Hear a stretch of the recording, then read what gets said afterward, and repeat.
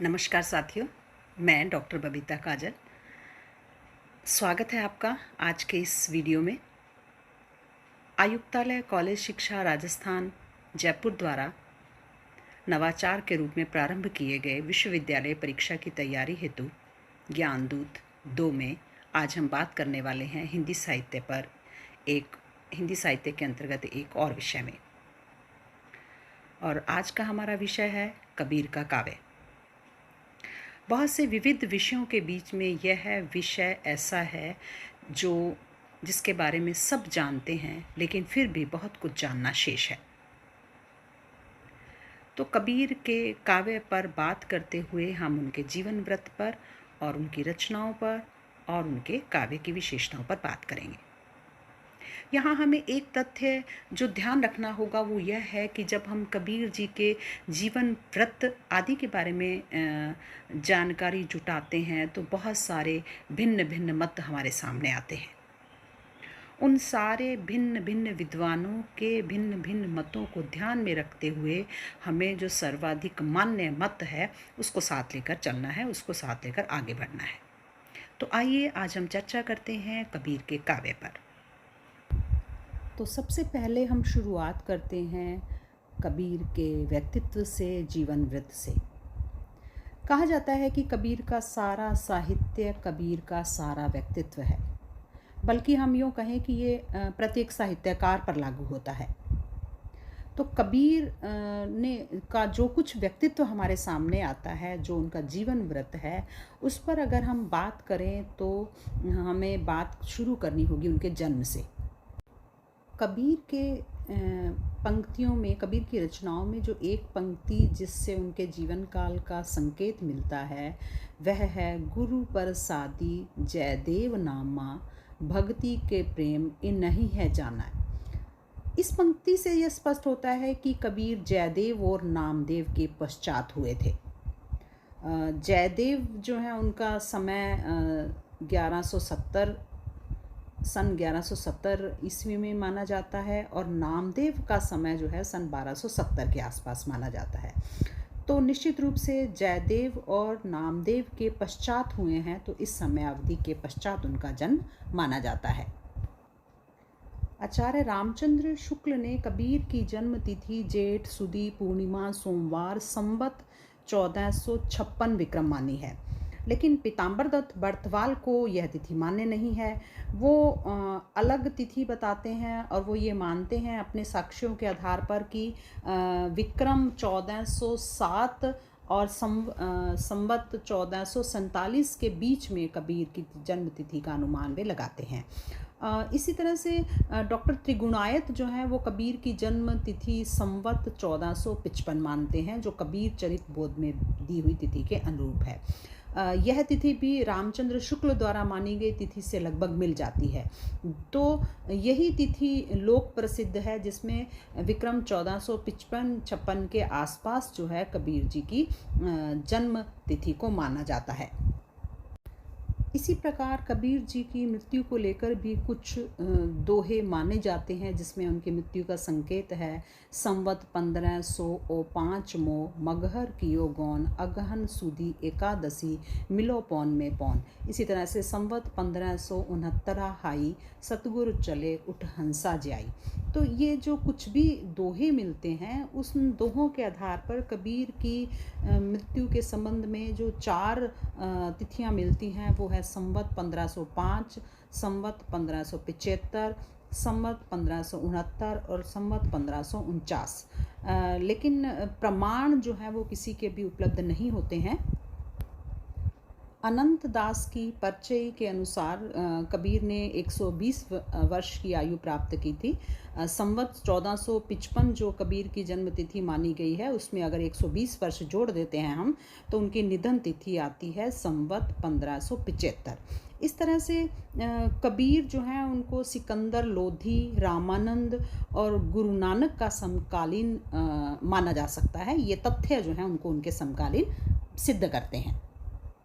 इस प्रकार कबीर जी का जो जन्म है वो संवत 1455 और निधन संवत 1575 में हुआ था, ये माना जाता है। अब अगर हम बात करते हैं उनके स्थान की, किस स्थान से उनका संबंध है, तो उसमें भी मतभेद है।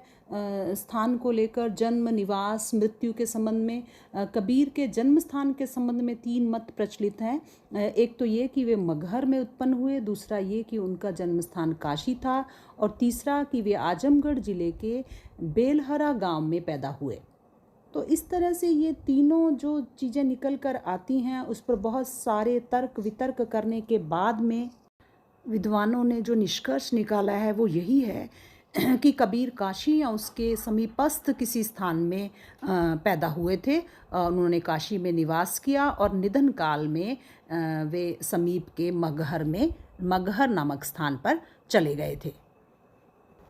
कबीर के जन्म के संबंध में भी एक किंवदंती बहुत प्रसिद्ध है कि एक विधवा ब्राह्मणी के पिता रामानंद स्वामी के परम भक्त थे, और एक बार स्वामी जी ने प्रणाम करती हुई उस विधवा ब्राह्मणी को पुत्रवती होने का आशीर्वाद दे दिया। ब्राह्मण ने अपनी पुत्री के विधवा होने की बात स्वामी जी से निवेदित की, परंतु स्वामी जी ने अपना वचन नहीं लौटाया। परिणाम स्वरूप स्वामी जी के आशीर्वाद से उस विधवा ब्राह्मणी के गर्भ से पुत्र रत्न की उत्पत्ति हुई, जिसे उसने लोकलाज की भय से लहरतारा तालाब के किनारे के आसपास वहाँ रख दिया।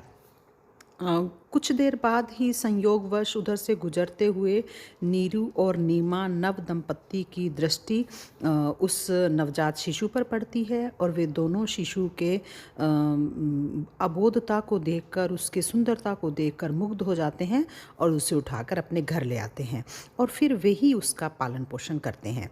वही बालक बड़ा होकर कबीर के रूप में प्रसिद्ध होता है। इस प्रकार इनके माता पिता का नाम नीरू और नीमा था, और इनका पालन पोषण एक जुलाहा परिवार में हुआ। इनके परिवार का व्यवसाय कपड़ा बुनना था। कपड़ा बुनने के साथ साथ वो जो हैं उन कपड़े को बेचते भी थे और सूत को खरीदते और उसका आगे व्यवसाय भी करते थे। तो जुलाहा परिवार में इनका पालन पोषण हुआ। इनके गुरु का नाम रामानंद था, यद्यपि एक वर्ग यह भी है जो मानता है कि इनके कोई गुरु नहीं थे, लेकिन रामानंद जो हैं वो इनके गुरु माने जाते हैं। शिक्षा दीक्षा के संबंध में जो पद है कि मसी कागज छुयो नहीं, कलम गही नहीं हाथ, इससे अशिक्षित बताए जाते हैं, लेकिन बहुत प्रतिभा के धनी थे। सरस्वती इनकी जीवा पर निवास करती थी, आशु कवि थे। इसीलिए आचार्य परशुराम चतुर्वेदी ने माना कि ये निरक्षर नहीं थे, इन्हें अक्षर ज्ञान था। और इनका विवाह जो है वो लोई से होता है। पहली पत्नी लोई थी और दूसरी पत्नी के रूप में धनिया का उल्लेख भी मिलता है। संतान का भी कोई स्पष्ट साक्ष्य नहीं है, लेकिन कहा जाता है कि इनके 2 लड़के व 2 लड़कियां थी। लड़के कमाल जमाल और लड़कियां कमाली और जमाली। कुछ ग्रंथों में उनके केवल 2 संतानों का उल्लेख है, कमाल और कमाली। इस प्रकार कबीर का जीवन संघर्षों से भरा हुआ था। राम नाम लेने, संत सेवा अपनाने पर उन्हें अपने ही परिवार से तिरस्कार सहन करना पड़ा। पहली पत्नी उनके अपने मन के अनुकूल नहीं मिली। रामानंद ने उन्हें अपना शिष्य बनाने से इनकार कर दिया। व्यवसाय में भी उन्हें क्षति उठानी पड़ी। काशी के पंडित अथवा जो उच्च जाति के लोग थे वो उन्हें सुनने को बिल्कुल तैयार नहीं थे। उधर मुसलमान भी उनकी जो सच्चाई से भरी हुई उक्तियाँ थी उससे तिलमिला उठते थे और उन्हें राजदंड दिलाने से भी नहीं चूकते थे। इस तरह से कबीर का सारा जीवन संघर्षों की एक लंबी कहानी है। एक गृहस्थ साधु थे वे, और सत्संग उन्हें बहुत प्रिय था। बहुत से स्थानों की उन्होंने यात्रा की थी। उनके यात्रा का लक्ष्य तीर्थाटन नहीं था, वो साधुओं से मिलने, अपनी ज्ञान पिपासा को तृप्त करने के लिए घूमते थे। और इस तरह से कबीर का जो पंथ है वो सच पर आधारित था। उनकी अहिंसा भी भावना मात्र नहीं थी, उसमें सत्य का बल था। दंभ और पाखंड से उनको घृणा थी, क्योंकि उसका आधार मिथ्या है जो खोखली है और जिसमें प्रदर्शन मात्र है। कहना और करना ये दो सिद्धांत जो अलग अलग थे, जो उनको बिल्कुल भी प्रिय नहीं थे, वे करनी और कथनी में तारतम्य चाहते थे और सत्य प्रिय होने के कारण स्पष्टवादी थे। और इसी कारण आलोचकों को ये भ्रम हो जाता था कि वे शुष्क हैं और कठोर हैं। इसीलिए उनका व्यक्तित्व विलक्षण कहलाता है, क्योंकि उनके स्वभाव में एक फक्कड़पन था। वहाँ योगियों के से उत्तराधिकार से प्राप्त अक्खड़ता भी थी। वैष्णव भक्ति के प्रभाव से भक्त की सरलता, विनम्रता, आर्द्रता थी और सुधारक के अंधविश्वासों तथा मिथ्या रूढ़ियों से उन्हें बहुत चिढ़ थी। वो इन अंधविश्वासों को हटाना चाहते थे। उनमें एक विनम्रता थी, दृढ़ता थी, भक्ति और ज्ञान था, विरक्ति और परदुःखातरता थी, सहिष्णुता और प्रखरता थी। ये सारे विलक्षण तत्वों का अद्भुत समन्वय कबीर के व्यक्तित्व में था और स्वयं उन्होंने जीवन भर विषपान किया। अंधविश्वासों और रूढ़ियों का विरोध करते हुए प्रजा और राजा का जो है वो रोष के पात्र बने। वो सब इसलिए कि वे शोक संतप्त जो अंधकार ग्रस्त प्राणी हैं उनका उद्धार करना चाहते थे, उनकी मुक्ति चाहते थे। कबीर के व्यक्तित्व की सबसे बड़ी विशेषता यही थी कि मानव मात्र के प्रेमी थे। एक तरफ मनुष्य के हितों की बात सोचते सोचते उनके मन की करुणा द्रवीभूत हो जाती थी, दूसरी तरफ सामाजिक भ्रष्टाचारों और धार्मिक पाखंडों को देखकर उनका मन तिलमिला उठता था। और इन्हीं दोनों भावों के प्रकाश में उनका समस्त काव्य लिखा गया। जब हम कबीर के ग्रंथों की, उनके कृतित्व की बात करते हैं तो कबीर के मौखिक उपदेशों का संग्रह निश्चित रूप से उनके शिष्यों द्वारा किया गया होगा, जिसमें निश्चित रूप से पाठ भेद का आना स्वाभाविक है। लेकिन आधुनिक काल में हिंदी के विद्वानों ने कबीर साहित्य के निर्धारण का सराहनीय प्रयास किया है और कबीर की रचनाओं के प्रमाणिक संग्रह भी प्रकाशित हुए हैं। इन मौलिक प्रयास करने वालों में अगर हम कुछ नाम लें तो डॉक्टर पीताम्बर दत्त बर्थवाल, डॉक्टर श्याम सुंदर दास, पंडित अयोध्या सिंह उपाध्याय, हजारी प्रसाद द्विवेदी, आचार्य परशुराम चतुर्वेदी, राम कुमार वर्मा, ये कुछ नाम जो हैं विशेष उल्लेखनीय हैं जिन्होंने कबीर पर काम किया और प्रमाणिक जो ग्रंथ हैं वो उपलब्ध करवाए हैं। तो उनकी जो आधुनिक काल में प्रकाशित जो कबीर साहित्य की प्रमाणिक रचनाओं में अगर हम नाम लें तो डॉक्टर श्याम सुंदर दास द्वारा संपादित कबीर ग्रंथावली है और डॉक्टर राम कुमार वर्मा ने ग्रंथ साहब के आधार पर जो निकाला वह संत कबीर है। हरि औध जी द्वारा संपादित कबीर वचनावली है। इसके अलावा कबीर साहब की शब्दावली, उनके पद, साखियाँ, बीजक, ये भी जो ग्रंथ हैं वो उपलब्ध होते हैं, जिसमें बीजक की प्रमाणिकता बहुमान्य है। साहित्य सेवियों में कबीर ग्रंथावली का ही अध्ययन अध्यापन प्रचलित है और कबीर ग्रंथावली में कबीर की समग्र संग्रहित वाणी को 3 भागों में बांटा गया है, साखी, सबद तथा रमैनी, जिसमें सबद को पद का संबोधन भी दे रखा है। तो ये 3 भाग उसके किए गए हैं, जिसमें साखी, सबद और रमैनी है। साखी के अंतर्गत नियम से संबंधित, मानवीय स्वभाव से संबंधित, पाखंड, गुरुदेव, परमात्म परिचय, प्रेमा भक्ति, आदर्श व्यवहार, आदेश का विनय की साखियाँ हैं। 16 रागों में विभक्त 403 पद संग्रहित हैं। इन पदों का विषय भौतिक विषयों की अनित्यता, जीवन की क्षण भंगुरता, संसार की नश्वरता, ये सब विषय जो हैं वो इनमें शब्द में या पदों में हैं। इसके बाद जब रमैनी की बात करते हैं तो रमैनी शब्द रामायण का परिवर्तित रूप है और इसका अर्थ राम के यश का वर्णन है। कबीर ने वर्णनात्मक पद्य के लिए इस शब्द का प्रयोग किया है। कबीर सारग्रही महात्मा थे। जब हम देखते हैं कि उनके काव्य पर, उनके व्यक्तित्व पर किन किन संप्रदायों और संतों का प्रभाव पड़ा, तो उन्होंने अपने समय में प्रचलित विविध मतांतरों से सार ग्रहण किया और अपना एक नवीन और लोक कल्याणकारी मत बनाया। यही कारण है कि उनके मत में अनेक मत, संप्रदाय, ग्रंथ, महात्माओं के विचारों के मूल तत्वों का मिश्रण हमें दिखाई देता है। इसके मूल में उनकी परंपरागत भारतीय समन्वयवाद की भावना भी कार्य कर रही थी। उनके मत में विभिन्न देशी विदेशी एवं प्राचीन मतों के सम्मिश्रण के कारण विभिन्न आलोचकों ने उन्होंने विभिन्न मतावलंबी सिद्ध करने का प्रयत्न भी किया। संक्षेप में कहें तो कबीर ने हिंदू धर्म के अद्वैत सिद्धांत, वैष्णव संप्रदाय की भक्तिमयी उपासना, कर्मवाद, जन्म जन्मांतरवाद, मूर्ति पूजा आदि, बौद्ध धर्म से शून्यवाद, अहिंसा, मध्यम मार्ग आदि, इस्लाम धर्म से एकेश्वरवाद, भातृत्व आदि, सूफी संप्रदाय से गहन प्रेम भावना तथा नाथ संप्रदाय से हठ योग आदि की साधना लेकर अपने ऐसे नवीन मानवतावादी धर्म की स्थापना की जो सर्वसाधारण के लिए ग्राह्य हो सके।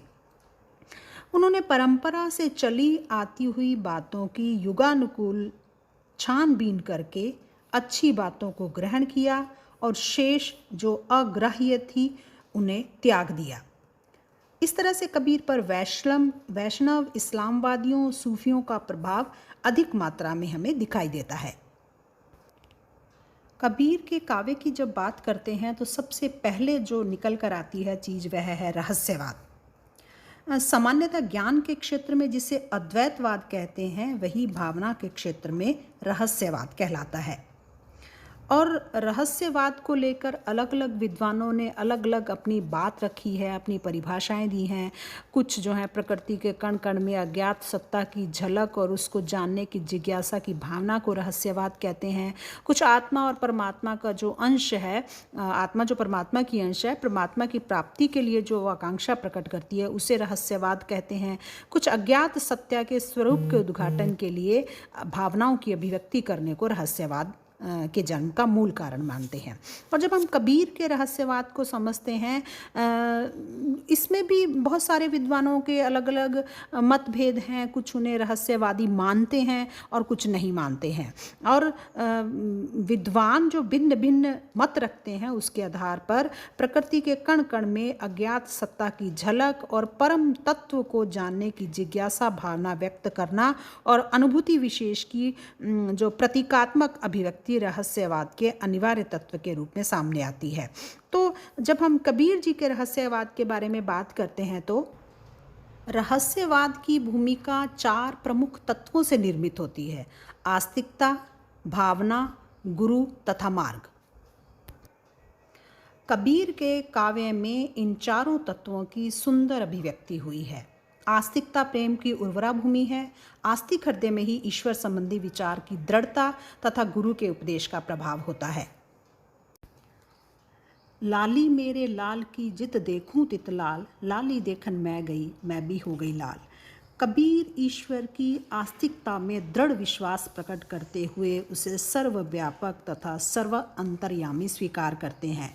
मोह को कहाँ ढूंढे बंदे मैं तो तेरे पास में, कहे कबीर सुनो भई साधो सब सांसों की सांस में। कबीर की यह आस्तिकता प्रेम भावना की जननी है। उनके अनुसार जिस हृदय में न प्रेम है न प्रेमानंद और जिनकी वाणी राम नाम का उच्चारण नहीं करती है, वे मनुष्य तो इस संसार में व्यर्थ ही आए और व्यर्थ ही नष्ट हो गए। जी ही घटी प्रीति न प्रेम रस फुरी, रसना नहीं राम, ते नर इस संसार में उपजी गए बेकाम। कबीर स्पष्ट कहते हैं, भौतिक विषयासक्त व्यक्ति राम से प्रेम नहीं कर सकता और राम स्नेही को संसार से अनुरक्ति नहीं होती। जब लगी नाता जगत का तब लगी भक्ति न होए, नाता तोड़े हरि भजे भक्त कहावे सोए। कबीर ने शंकराचार्य के अनुसार ही माया का वर्णन किया और समग्र जागतिक प्रलोभनों को माया का नाम दिया और उसे ब्रह्म की शक्ति के रूप में चित्रित किया है। राम तेरी माया धुंध मचावे। सभी प्रकार की तृष्णाओं के त्याग के साथ साथ कबीर नैतिक अनुशासन के रूप में शील, संतोष और सत्य को अपनाने का अनुरोध करते हैं। कबीर के अनुसार नाम स्मरण सर्वोत्तम रसायन है, जिसके रंच मात्र संचय से संपूर्ण शरीर स्वर्ण के समान विशुद्ध हो जाता है। सभी रसायन हम करी, नहीं नाम सब कोय सम कोय, रंचक घर में संचरय, सब तन कंचन होए। उनके लिए नाम स्मरण कभी केवल नामोच्चारण, यंत्रवत नामोच्चारण नहीं है, बल्कि मन की माला का रूप धारण कर लेता है और पूरी तरह से तन्मय होकर प्रभु के नाम का स्मरण करना है। सुमिरन सुरति लगाए के, मुक्ते कछु न बोल, बाहर के पट देई के, अंतर के पट खोल। अपनी अभीष्ट प्राप्ति का सारा श्रेय भगवत कृपा को देते हुए कबीर कहते हैं, ना कछु किया न करी सक्या, ना करने जोग शरीर, जो कछु किया सो हरि किया, ताते भया कबीर कबीर। इस भगवत कृपा के अतिरिक्त आत्म साक्षात्कार की कठिन राह का सहायक एवं पथ प्रदर्शक गुरु है। किसी सुयोग्य मार्गदर्शक की सहायता के बिना साधना का दुर्लभ मार्ग पार कर पाना संभव नहीं है। सतगुरु ही साधक को साधना का मार्ग बताता है, जिस पर चलकर वह प्रेम द्वारा प्रिय को पा लेता है। पासा पकड़िया प्रेम का, सारी किया शरीर, सतगुरु दाव बताइया, खेले दास कबीर। शिष्य में प्रेम अंकुरित करने वाला गुरु है। अनंत का साक्षात्कार करने वाले अनंत लोचन का उद्घाटक भी गुरु ही है। इस प्रकार गुरु को कबीर ने परमोपकारी माना है। सतगुरु की महिमा अनंत, अनंत किया उपकार, लोचन अनंत उघाड़िया, अनंत दिखावन हार। कबीर के अनुसार हरि के रूठ जाने पर गुरु साधक की रक्षा कर सकता है, रूठे हरि को मनाने का उपाय बता सकता है, परंतु गुरु के रूठने पर स्वयं हरि भी कोई सहायता नहीं कर सकते। कबीरा हरि के रूठते गुरु की सरने जाए, कह कबीर गुरु रूठते हरि नहीं होत सहाय। गुरु की पहचान भी कबीर ने बता दी है, जिसकी प्राप्ति से साधक के मन से मोह, हर्ष, शोक और वासनाएं तिरोहित हो जाएं। सच्चे अर्थों में गुरु कहलाने का वह अधिकारी है। गुरु मिला तब जानिए, मिटे मोह तन ताप, हर्ष शोक व्यापी नहीं, तब गुरु आपे आप। इसी तरह से कबीर जी सतगुरु कुम्हार के समान बताते हैं। शिष्य रूपी घड़े को भीतर से हाथ का सहारा देकर और बाहर से हल्की हल्की चोट देकर उसके सारे खोट दूर कर देता है। गुरु द्वारा निर्दिष्ट मार्ग को कबीर ने सहज मार्ग का नाम दिया है, क्योंकि इस मार्ग पर चलने से सहज ही जीव ब्रह्म से एक क्या अनुभूति कर लेता है। गुरु न केवल जीव को मार्ग पर अग्रसर करता है, न केवल ब्रह्म के प्रति उसके मन में प्रेम का भाव जगाता है, बल्कि साधक के मन में ब्रह्मानुभूति के लिए आकुलता भी उत्पन्न करता है। गुरु कृपा से निर्दिष्ट मार्ग का अनुसरण करने पर साधक का अंतःकरण निष्कलुष हो जाता है, निष्पाप हो जाता है, ज्योतिर्मय हो जाता है। कबीर इस मार्ग को सहज मानते हुए उस पर चलना कठिन मानते हैं, क्योंकि यह मार्ग त्याग और बलिदान की अपेक्षा करता है। हंसी हंसी कंत न पाइए, जिनी पाया तिन रोए, जो हंसी ही हरि मिले तो नहीं दुहागन होए, नहीं दुहागन कोई। कबीर मध्यकाल के सबसे बड़े क्रांति दृष्टा एवं रूढ़ी विरोधी कवि हैं। वे लोक और वेद दोनों की रूढ़ियों को ही अस्वीकार कर देते हैं और अपने अनुभवों के आधार पर जीवन सत्य का शोध करते हैं। पीछे लागा जाई था लोक वेद के साथी, आगे थे सतगुरु मिल्या दीपक दिया हाथी। मध्यकाल में नारी के प्रति प्राचीन दृष्टिकोण विकसित हुआ, जो कि पहले सिद्धों नाथों की परंपरा में भी था, और यह मान लिया गया कि नारी जीवात्मा की मुक्ति में बाधक थी। कबीर जी ने भी इसका समर्थन किया और यह भी नहीं सोचा कि नारी स्वयं भी तो जीवात्मा का ही एक रूप है। इस क्षेत्र में कबीर की वाणी नारी के विरुद्ध है। इस संबंध में कबीर की मान्यता है कि नारी भक्ति, मुक्ति और ज्ञान के मार्ग में सबसे बड़ी बाधा है। पर नारी गमन को कबीर बहुत बड़ा पाप मानते हैं। पर नारी के प्रति मनुष्य की आसक्ति उसके विनाश का कारण बनती है और समाज में उसे घोर निंदा का सामना करना पड़ता है। पर नारी पर सुंदरी बिरला बचै कोय, खाता मीठी शांड सी अंतकाली विष होए। कबीर ने नारी के दो रूपों को आदर दिया है, एक तो उसका पतिव्रता रूप और दूसरा उसका वैष्णव भक्त रूप। पतिव्रता नारी में प्रेम की एक निष्ठता और अनन्यता का उदाहरण है। नैना अंतरी आवतू, ज्यों हो नैन झपेऊं, ना हो देखो और को, ना तुझ देखण देऊं। कबीर जाति को भी जन्म से नहीं कर्म के साथ जोड़ने के पक्ष में थे। उनके समय में ब्राह्मणवाद भी अपने उत्कर्ष पर था। कबीर दुराचारों, ब्राह्मणों के बहुत बड़े शत्रु थे। उनकी दृष्टि में ब्राह्मण वह नहीं है जो कि ब्राह्मण के वंश में जन्मा हो, बल्कि ब्राह्मण वह है जिसके कर्म, जिसका आचरण ब्राह्मणोचित हो। इसी आधार पर ब्राह्मण की परिभाषा देते हुए कबीर कहते हैं, तुम कत ब्राह्मण हम कत शूद्र, हम कत लोहू तुम कत दूध। कहू कबीर जो ब्रह्म विचारे, सो ब्राह्मण कहियत है हमारे। कबीर ने ब्राह्मणों की कथनी और करनी के भेद की भर्त्सना करते हुए कहा, जो तू ब्राह्मण ब्राह्मणी जाया, तो आन बाट काहे नहीं आया। कबीर जितना आंतरिक जीवन सौंदर्य पर बल देते हैं उतना बाहरी सौंदर्य पर नहीं। इसका कारण यह है कि बाहर का सौंदर्य बनाना बहुत आसान है। मुश्किल तो जीवन का वह सौंदर्य है जो निश्चल, निष्कपट, आडंबर विहीन, अलंकार विहीन जीवन व्यवहार से होता है। निर्गुण उपासक होते हुए भी कबीर ने राम शब्द का प्रयोग जगह जगह पर किया, और उसका कारण ये है कि उनके लिए राम तीनों लोकों के स्वामी हैं। दशरथ सुत तिहु लोक बखाना, राम नाम का मर्म है आना।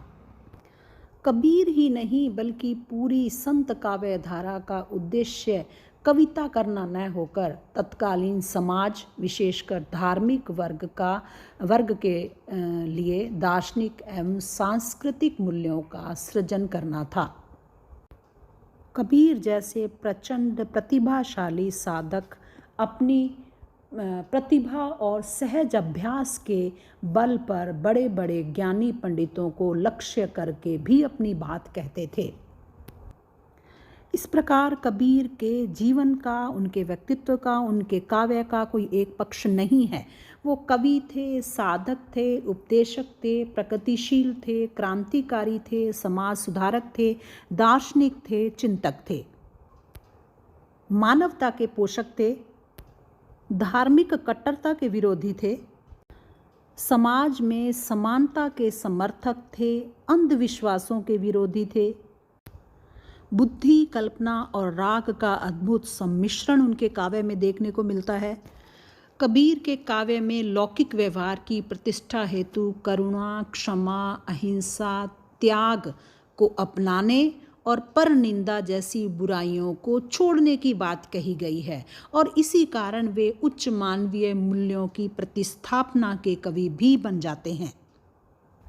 जब हम कबीर की भाषा शैली पर बात करते हैं तो डॉक्टर हजारी प्रसाद द्विवेदी का मत उल्लेखनीय है कि भाषा पर कबीर का जबरदस्त अधिकार था। वे वाणी के डिक्टेटर थे।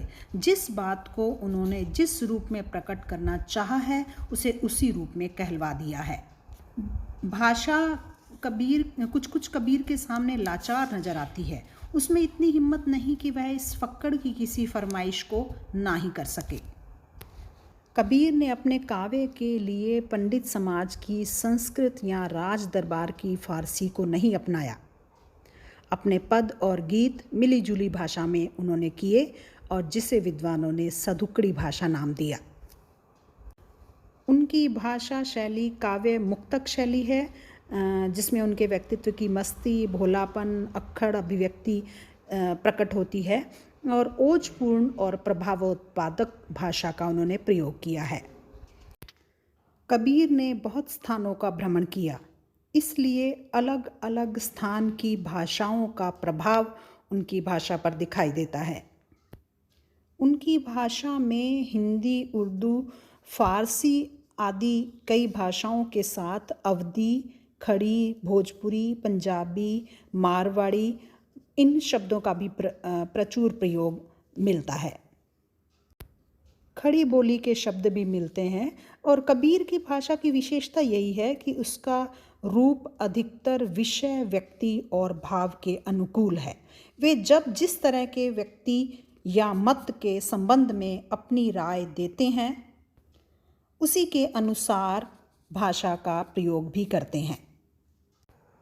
कबीर की भाषा सीधी सादी और सरल होकर भी सांकेतिक, प्रतीकात्मक और पारिभाषिक शब्दों के प्रयोग के कारण कहीं कहीं अत्यंत दुरूह भी हो गई है। अनेक स्थलों पर शब्दों को तोड़ मरोड़ कर प्रयोग करने के कारण शब्द का वास्तविक स्वरूप जो है वो लुप्त होता दिखाई देता है। मिश्रित भाषा प्रयोग में भले ही परिष्कृति न हो, लेकिन उसमें सहजता, आत्मीयता, आक्रामकता, क्रांतिदर्शिता, भावोपमता, चित्रव्यंजकता और माधुर्य व प्रसाद गुण का समन्वय भरपूर दिखाई देता है।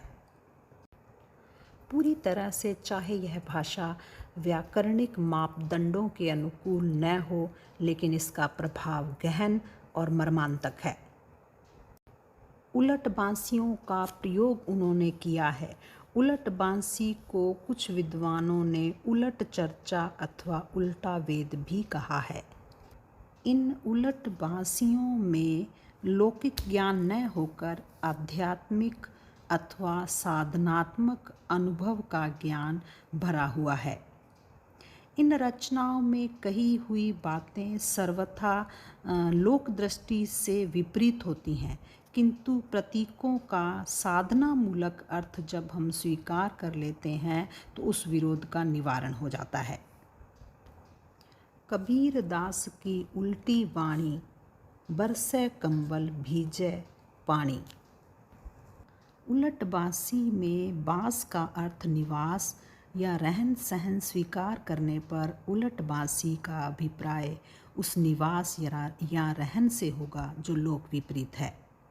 इस वास का संबंध मन से है। मन के उलटने की बात गोरखवाणी में भी कही गई है और कबीर ने भी कही है। निसंदेह कबीर की उलट बांसियाँ उनके आध्यात्मिक ज्ञान की प्रतीक हैं। उनमें साधना परक, लौकिक व्यवहार परक, सांसारिक ब्रह्म, माया प्रपंच, आत्मज्ञान, ज्ञान विरह व सहानुभूति के भाव भरे हुए हैं। अतः ये उलट बांसी उल्टी पुल्टी सी भले ही लगती हो, लेकिन उनमें ज्ञान का अक्षय भंडार भरा हुआ है।